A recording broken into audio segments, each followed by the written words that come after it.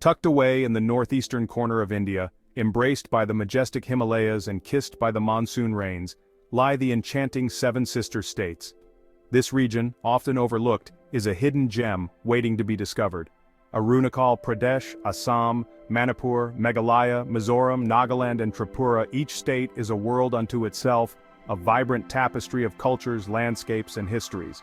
From the serene monasteries of Arunachal Pradesh to the bustling tea gardens of Assam, each state offers a unique glimpse into its soul. This is a region where ancient traditions meet modern aspirations, where verdant hills rise to meet snow-capped peaks, and where the echoes of tribal drums mingle with the chants of Buddhist monks. The Seven Sisters are a living testament to the harmonious coexistence of the old and the new. These states are not just geographically contiguous, they are bound by invisible threads of shared history, culture, and destiny. Their festivals, music, and dances reflect a shared heritage that transcends state boundaries. They stand as a bridge between India and Southeast Asia, their borders touching Bangladesh, Bhutan, Myanmar, and China. This strategic location has made them a crucial link in the cultural and economic exchange between these regions. This unique location has shaped their identity, making them a melting pot of diverse ethnicities, languages, and religions. The markets buzz with a cacophony of languages, and the streets are a riot of colors during festivals, showcasing the region's rich cultural mosaic. The Brahmaputra and Barak rivers, lifelines of the region, snake through these states, nurturing their fertile lands and sustaining their people. These rivers are not just water bodies, they are the veins that bring life to the region, supporting agriculture and livelihoods. From the lush tea gardens of Assam to the cloud-kissed hills of Meghalaya, the Seven Sisters offer a sensory feast for the intrepid traveler. The aroma of fresh tea leaves, the sight of mist-covered hills, and the sound of traditional music create an unforgettable experience. Join me as we embark on a journey to explore this fascinating corner of India, delving into its rich past, vibrant present, and promising future. Together we will uncover the stories, traditions, and dreams that make the Seven Sister States a truly unique and captivating destination. Long before the arrival of modern empires, the Seven Sisters were home to a mosaic of ancient tribes and kingdoms. Each community, fiercely independent and deeply rooted in their land, contributed to the region's cultural tapestry. These were not just isolated groups. They traded, interacted, and sometimes clashed, shaping the geopolitical landscape of the region.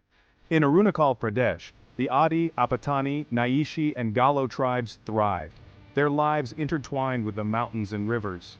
Their animistic beliefs, vibrant festivals, and intricate handicrafts continue to fascinate anthropologists and travelers alike. Manipur, the jewel of India, was ruled by the Meitei kings, their history steeped in legends of valor and romance. The state's classical dance form, Manipuri Ras Leela, is renowned for its grace and spiritual depth. Further south in the hills of Meghalaya, the Khasi, Jaintia, and Garo tribes flourished. The Khasis, known for their unique matrilineal society, where lineage and inheritance pass through the women, offer a fascinating example of alternative social structures. These are just glimpses into the rich tapestry of ancient cultures that thrived in the Seven Sisters. Each tribe, with its distinct language, customs, and beliefs, adds a unique hue to this vibrant region. While the region thrived with its tribal communities, the plains of Assam witnessed the rise of powerful kingdoms that shaped its history. The most prominent among them was the Ahom dynasty, which ruled for over 6 centuries, leaving an indelible mark on the region's cultural and political landscape. Established in the 13th century by Sukhafa, a Shan prince from present-day Myanmar, the Ahom kingdom grew to become a formidable force, successfully repelling Mughal invasions and maintaining their independence.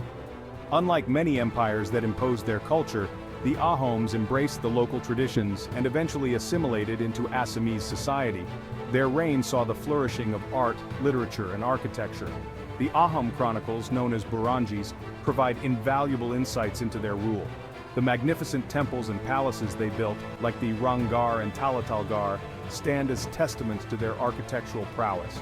However, the Ahom kingdom, weakened by internal conflicts and external pressures, eventually fell to the Burmese invasion in the early 19th century. This paved the way for British intervention and the beginning of a new chapter in the history of the Seven Sisters. The arrival of the British in the 19th century cast a long shadow over the Seven Sisters. This region, known for its rich cultural diversity and unique geographical features, was soon to be transformed by the forces of colonialism. The region, with its strategic location and abundant resources, became a coveted prize for the expanding British Empire. The lush landscapes, fertile lands, and mineral wealth made it an attractive target for exploitation and control. The process of integration, however, was not without its challenges. The indigenous tribes, with their distinct cultures and traditions, were not easily subdued. They valued their autonomy and resisted foreign domination. The British, facing resistance from the fiercely independent tribes, employed a policy of divide and rule, exploiting existing rivalries to consolidate their control. This strategy not only weakened the tribal unity, but also sowed seeds of discord that would have long-lasting effects. They introduced administrative systems, built infrastructure like tea plantations and railways, and brought about significant socio-economic changes. These developments, while modernizing the region, were primarily designed to serve British economic interests. Christian missionaries followed in the footsteps of the colonizers, spreading the gospel and establishing schools and hospitals. Their presence was a double-edged sword, bringing both education and healthcare, but also altering the cultural and religious fabric of the region. While their efforts contributed to education and healthcare, they also led to the conversion of a significant population, impacting the religious landscape of the region. The introduction of Western education and medical practices had a profound effect on the local communities. The British administration, keen on maintaining control, enacted policies that often marginalized the indigenous communities. These policies were designed to keep the local population subservient and to prevent any unified resistance against colonial rule. The interline permit system, introduced to regulate the entry of outsiders into certain areas, while intended to protect tribal lands, also restricted their interaction with the rest of India. This system created a sense of isolation and hindered the region's integration with the broader Indian society. The colonial legacy remains a complex and contentious issue in the Seven Sisters. The remnants of British rule can still be seen in the region's architecture, legal systems, and even in some social practices. While some acknowledge the positive aspects of British rule, like the introduction of education and infrastructure, others point to the exploitation, divide and rule policies, and suppression of indigenous cultures. The debate over the colonial legacy continues to shape the region's identity and its path forward. Understanding this historical context is crucial to comprehending the region's present-day realities. The impact of colonialism is deeply embedded in the social, economic, and political fabric of the Seven Sister States, influencing their development and their relationship with the rest of India. The end of British rule in 1947 marked a monumental turning point for India and the Seven Sisters. The subcontinent, long under colonial rule, was now on the brink of a new era, filled with both hope and uncertainty. As the country celebrated its newfound independence, the question of integrating the diverse princely states and territories into the Indian Union became paramount. This was a complex and delicate task, given the vast cultural, linguistic, and ethnic diversity that characterized the Indian subcontinent. The process of integration was particularly complex in the Northeast. This region, known for its rich tapestry of cultures and traditions, posed unique challenges to the newly formed Indian government. While some areas readily joined India, others, harboring fears of losing their identity and autonomy, were hesitant. The tribal communities, with their distinct ways of life, were particularly concerned about preserving their heritage. This led to a series of political negotiations, agreements, and in some cases, armed conflicts. The Indian government had to navigate a delicate balance between integration and respecting the autonomy of these regions. Assam, initially a single administrative unit encompassing most of the Northeast, underwent a series of reorganizations. These changes were driven by the need to address the unique aspirations and demands of the various ethnic groups within the region. Nagaland, after a prolonged struggle for independence, became the 16th state of India in 1963. This was a significant milestone, marking the beginning of a new chapter for the Naga people. Meghalaya, initially a part of Assam, attained statehood in 1972, followed by Manipur and Tripura in the same year. These new states were created to better represent the unique identities and aspirations of their people.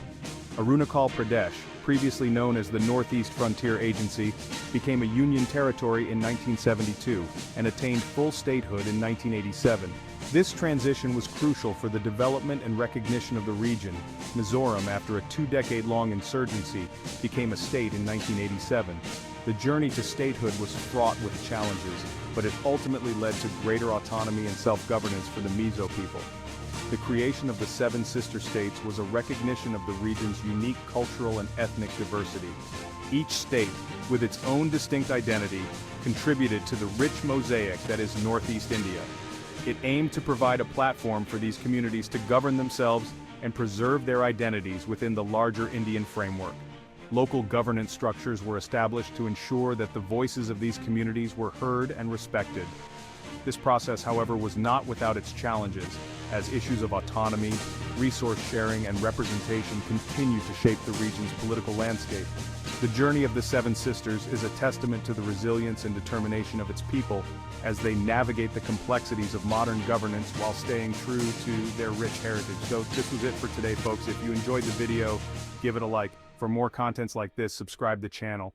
See you in the next video.